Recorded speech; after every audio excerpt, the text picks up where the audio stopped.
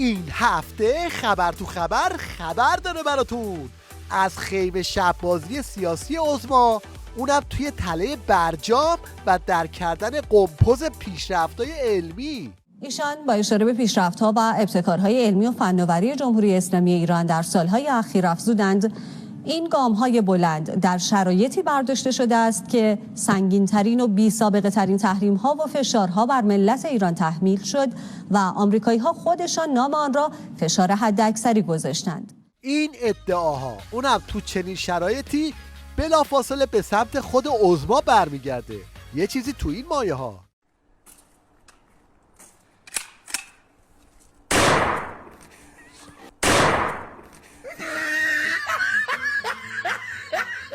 حالا این شما و این هم چند نمونه از پیشرفت‌های علمی در نظام ولایت. از سازه ها شروع کنیم. امروز اومدم منطقه نیاوران برای بازرسی جوش این آرماتورام که خیلی جالب بود که اتصالات سازه فلزی همسایه بغلی توجه من به خودش جلب کرد. نگاه کنید، اینم منطقه نیاورانه که این پیشمهره‌ها کلن شله.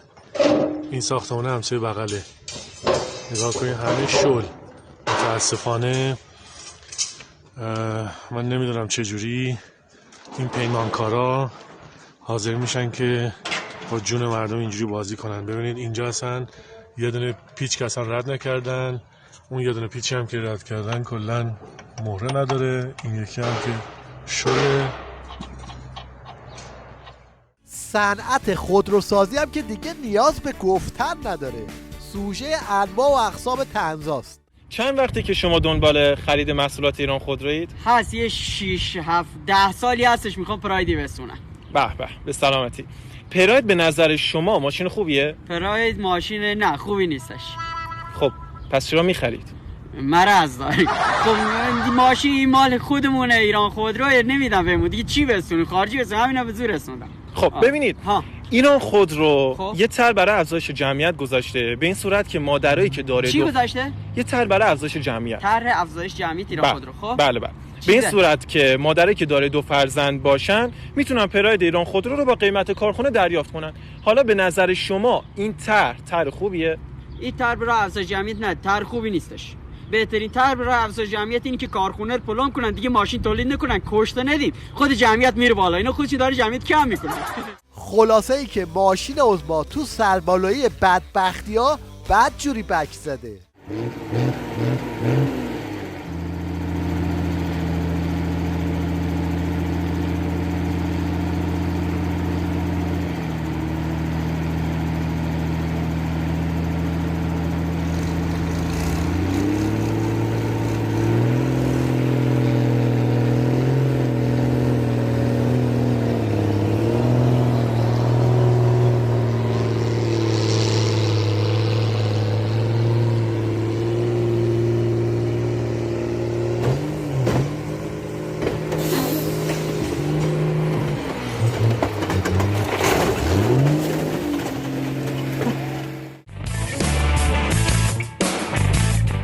یکی از کارهای امام جمعه های نمره موقت خامنه‌ای حلوا کردن رئیسی جلاده. اینطوری میخواد روی خرابکاری های رئیس جمهور خامنه‌ای ماله بکشن. ایشون واقعا مرد جهادیه به فضل پروردگار، مرد جهادی پاک، اهل تقوا، اهل توسل، دل رقیق و نورانی. من همین دیروز تو هلیکوپتر که همراه ایشون بودیم، در مسیری که میرفتیم تو این مسیرها چندین بار اشک تو چشمای ایشون حلقه زد و توسل، در همون حالی که ما داشتیم صحبت میکردیم. این هم جواب مردم به مالکشی های آخوندا.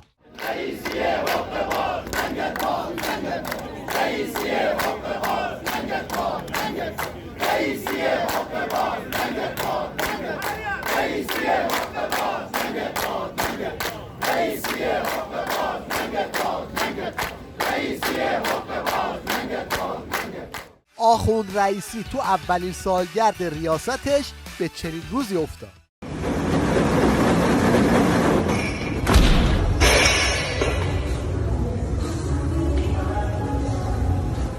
از اون طرف آخوندهای شلمغز زور میزنن تا یه جوری به طلسم شکسته ولایت بند بزنن.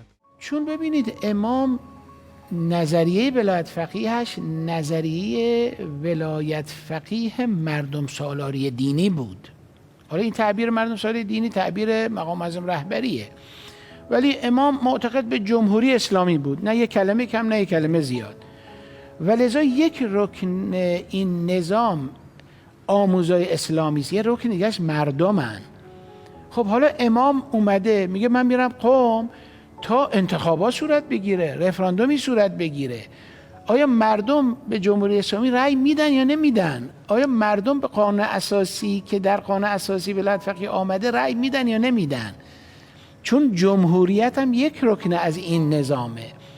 لذا امام که مشرف شدن به قم برای اینکه میخواستن این مراحل طی بشه. حالا وقتی این طی شد و مردم دیگه به قانون اساسی و جمهوری اسلامی رأی دادن، اون موقع امام شروع کرد به اعمال ولایت. این شما و این یه چشمه از ولایت خمینی دجال. خدا میداند انقلابی عمل میکنم،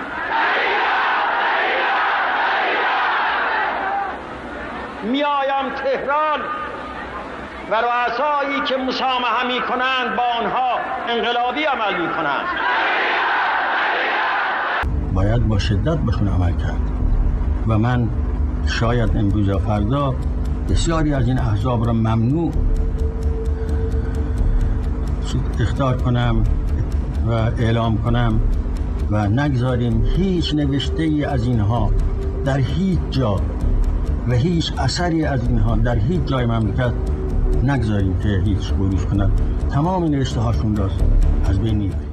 و این هم حرف مردم درباره اصل ولایت فقیه.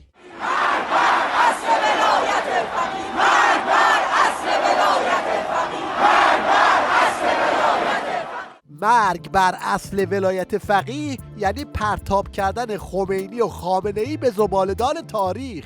فرمانده درد فرست و اجتماع رد بشه. فرمانده فقط او قرآن که تو خوانیده ادعا که درسته بشین اشتی مسجد حضرت مهدی، حضرت کام ادارت علی. فرمانده کامل ها مردم الرای من روز قیامت هست، الرای خامنه ای نیه و ایریشه پارتی بازیه. خامنه تو برگ و برگ و قرآن حفظی روز 50 تا نماز خوانیدن، یعنی نیازان او دنیا قیامتی که از حق و ناسی که چو خدا حکم وگرد تنیا که من نوعی که هوش نکرده من حکم وگرد مکه شو چه و پیوکه خدا من چه کرده من و نوعی دینا خدا گریبان دام بگیره در خرق نابود بین انشاءالله.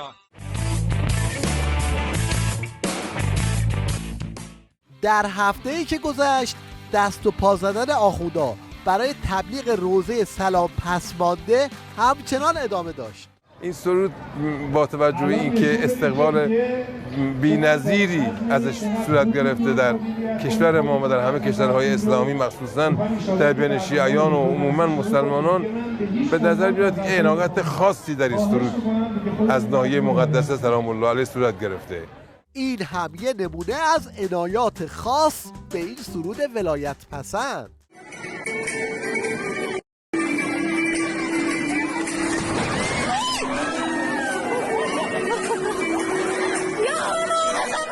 بعد از همه این جار و جنجالای آخوندا کاشف به عمل اومد که این به اصطلاح ترانه از یه نمونه عراقی دزدیده شده. دنیامون بغاره عمری بلا هوا دنیا بدون تو ما بی سعاده معنایی نداره مهدی یا امامی عشق روزگارم عمري لو تجيني تمليه السعادة وقتی که تو باشی دنیامون بهاره تحیتی وحده سلام فرمانده. مردمم در فضای مجازی همچنان مشغول تمسخر این کار به اصطلاح فرهنگی آخوندا هستن. سلامتی نسل غیور جامانده، سلام فرمانده سید علی دهری نبدی آشو فراخنده، سلام فرمانده بیا جون من بیا. این کلیپ هم در فضای مجازی خیلی مورد توجه قرار گرفت و در واقع یه تو دهنی به خامنه‌ای بود. سلام فرمانده سید علی دهری.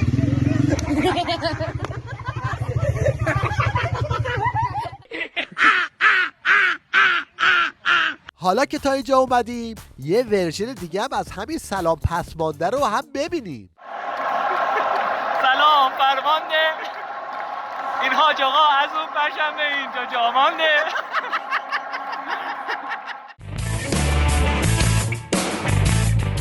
ببینید آخوندهای مفخوری که از سفره مردم زحمتکش ارتزاق میکنن چطوری برای مردم و جوانهای ایرانی نسخه میپیچن. تو باید پول در بیاری، تو باید کار کنی، تابستون باید کار کنی. بهترین تفریح کار کردن و پول در آوردن. بچه‌ها پول در بیاره، باید بری جای کار کنی. یاد بدیم بهشون که این پول در آوردن لذت شما جهت بهش بدین، این نسل خودش یاد میگیره. میگه من این برنامه‌نویسیه رو کردم با کمک دوستم و فلانی و پول خوبی به دست آوردیم. یکی نیست بگه مگه شما پولی هم گذاشتید که مردم برن در بیارن. ببینید با جوانهای تحصیل کرده چی کار کردن. الان کار چیه؟ به من توضیح الان کارم نگهبان سرویس بهداشتی هستم توی پارکی تو آستان اشرفیه. نگهبان سرویس بهداشتی؟ سرویس بهداشتی رو فوق لیسانس مدیریت ورزشی داری؟ بله. الان برای دکترا آزمون دادم، منتظر جوابشم. بله. بعد نگهبان سرویس بهداشتی گذاشتن. الان 10 ساله هستم. از اونجایی که این روزا گوشمالی دادن آخوندا خیلی باب شده، آخوندا به فکر افتادن که با این جنگولک بازی ها از خودشون مراقبت کنن.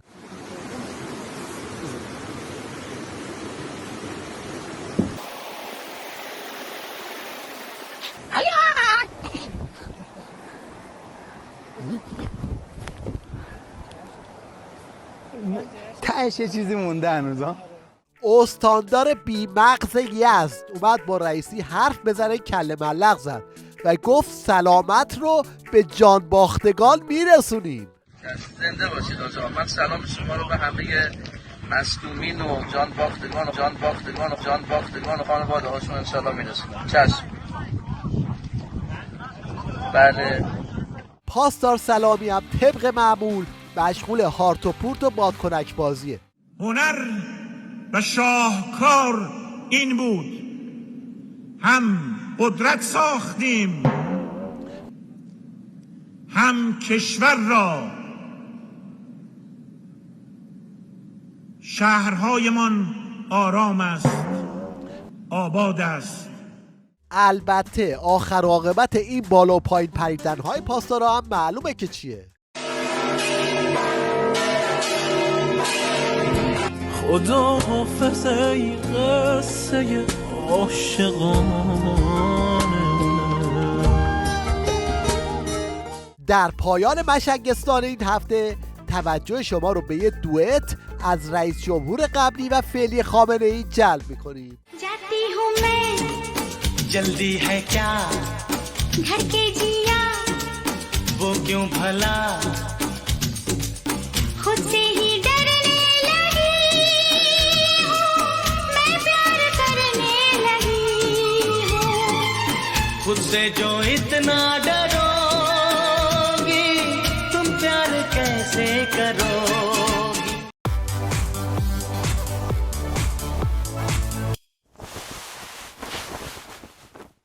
در پایان یک اثر هنری رو با هم می‌بینیم که از هیچ ساخته میشه و چه زیبا هم ساخته میشه.